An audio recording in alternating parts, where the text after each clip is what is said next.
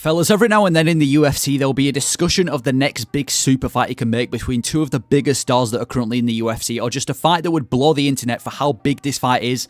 It would have the probably some of the most pay-per-view sales you could possibly get. So I'm going to be ranking all the potential super fights in the UFC right now that could happen in terms of excitement. So obviously we've got S tier being, this is extremely stacked on paper as a fight, and it's also probably going to perform extremely well. And then D tier being, it might be big on paper, but I just couldn't really give a crap about the fight, to be honest. So we've got a couple of fights on this list that I would class as a super fight that could potentially actually happen in 2024, 2025 as well. And I'm going to be ranking them in terms of excitement. Let me know your thoughts on this list. Do you agree or disagree? And we'll start off with the first super fight. And by the way, I know some of the fights on this list are bigger than others, so not every single fight on this list would be classed as like an actual super fight. It's just fights that I think would be pretty big for the UFC. But first up, we've got Israel Adesanya and Khamzat Chimaev. A fight that is pretty big. Chimaev, he's not one of the biggest stars in the UFC. He's kind of lost a lot of momentum, but he's still, very well known. Against Israel Adesanya, former champion, one of the biggest stars in the sport. This is going in C tier for me.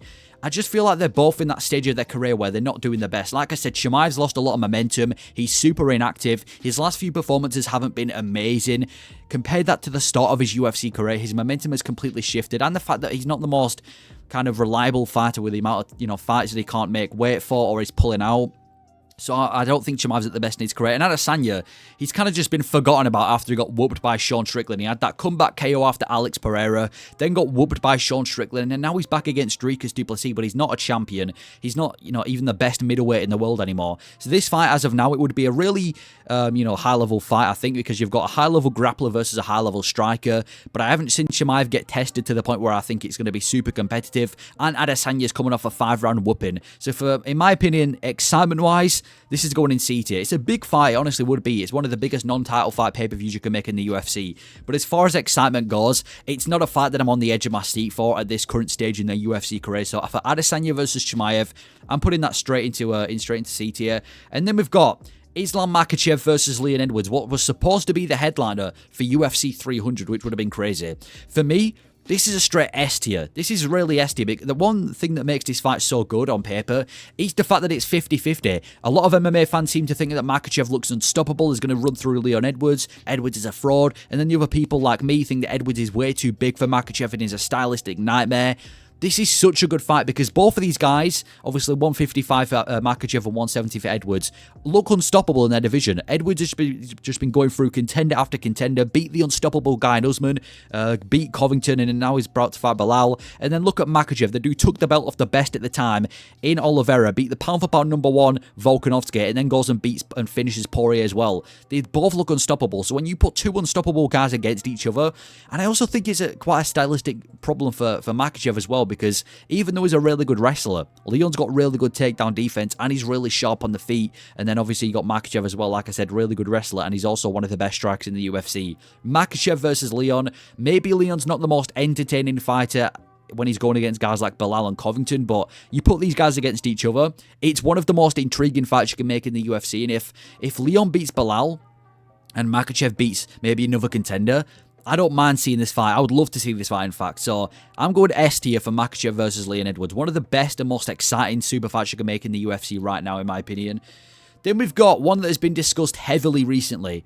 Jon Jones versus Alex Pereira. Now, undoubtedly, this is probably the biggest fight you could currently make in the UFC. Two megastars going at it. This is one of the biggest pay-per-views you could currently make in the UFC.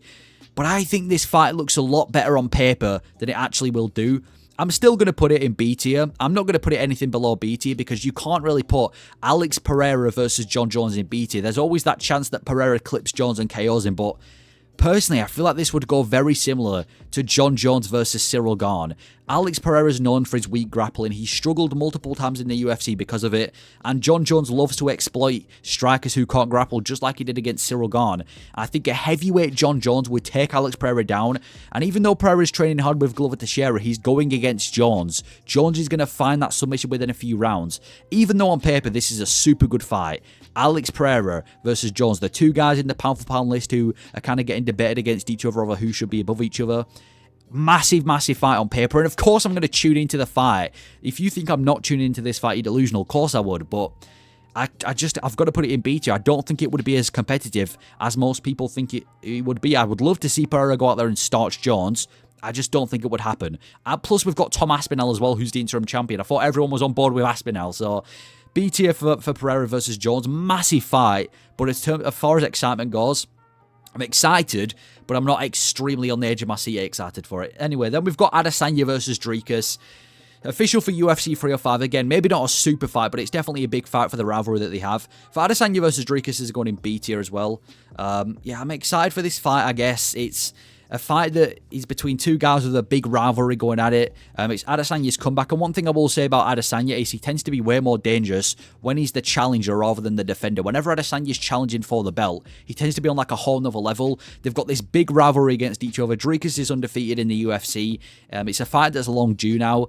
I know there's going to be a lot of people crying that Adesanya doesn't deserve the title shot, but I'm excited for this fight. I'm actually quite excited and intrigued for this fight.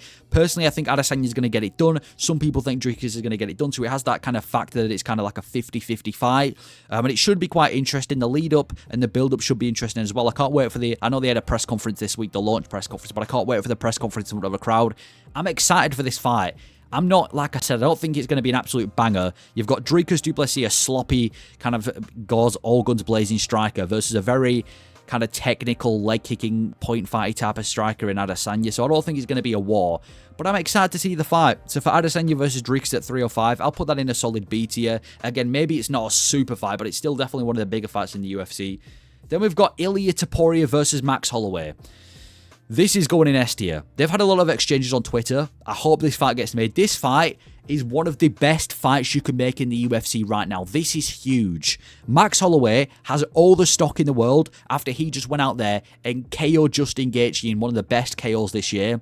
Ilia Topuria went viral for knocking out Alexander Volkanovski, the first guy to beat Volkanovski in the featherweight division, a guy that Holloway couldn't beat. This is such a good fight. And it's honestly 50-50. I know I said that about a couple fights on this list, but this is the definition of a 50-50 fight. I wouldn't know who to pick going into this fight. You've got Max Holloway, who's always been the second best in the featherweight division, and he's just come off that amazing KO over Gaethje. And then you've got Topuria, who's the new guy in the division, the first guy to beat Volkanovski at featherweight, and he's undefeated as well. Topuria versus Holloway, it is a super fight, and I hope this fight gets made because it's 50-50, and I'd love to see this fight go down. I think it would be an absolute banger. They're both great boxers as well. Topuria versus Holloway, sign me up, take my money. That is a fight that I can't wait to see in the UFC. I hope they get this one done because it's just one of those fights that you can't not watch.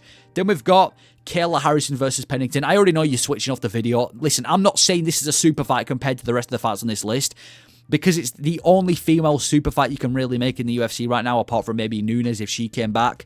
Pennington versus Harrison, I think it's a big fight because Pennington, Pennington's not big, but Harrison's kind of got a lot of momentum in the UFC. Her taking on Pennington, probably one of the most interesting female fights you can make right now. But it's going in D tier because you can't really put it on the same pedigree as any other fight on this list. But for a female fight, I would say that's one of the biggest female fights you can make in the UFC right now. And I'm actually somewhat interested because I think that Kayla Harrison would manhandle Pennington. I think it would be a fairly dominant fight. She's kind of like the Michael Chandler of women MMA. And listen, I would not have the same excitement as I would for an Adesanya versus Chimaev or an Adesanya versus Drakkar, and definitely not the Jones versus Pereira's, because it's women MMA only has a certain amount of excitement. It's kind of like a cap on excitement when it comes to women MMA. But I'd still watch it. I still think that's probably one of the more intriguing female fights you can make right now. So for Kayla Harrison versus Pennington, okay, it's not a super fight in terms of it would get millions of pay-per-view buys, but it's a big fight for women MMA, and I'd say I'm somewhat excited. So that's going in D tier. Then we've got Conor McGregor versus Michael Chandler.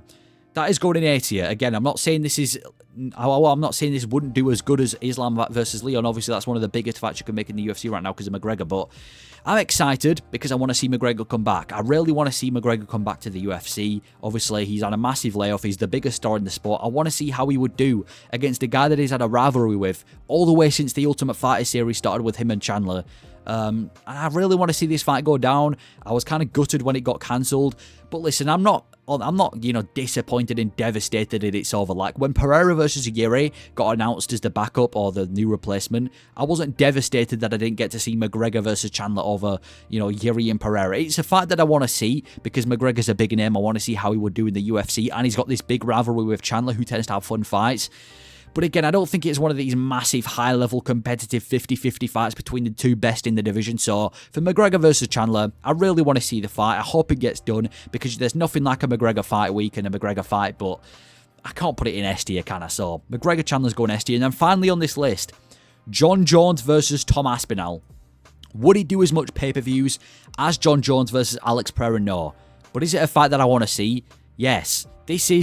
I believe this would be the first legitimate loss on paper that Jon Jones has had in his UFC career. I think Tom Aspinall would finish Jon Jones. Is there British bias? Of course there is. Of course there's British bias. That's why I want to see Tom Aspinall fight him.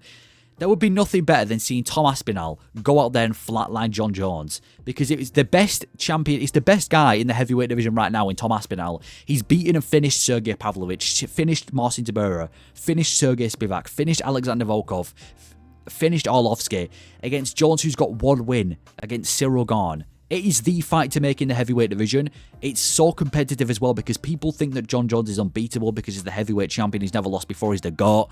And I personally think that Jon Jones is Aspinall is the best right now.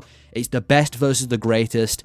Tom Aspinall, Jon Jones, A tier in my opinion. So that is my tier list of fights that I would like to see in the UFC based on excitement. Super fights ranked based on excitement. Let me know your thoughts on this list and any fights that I missed. Thank you for watching.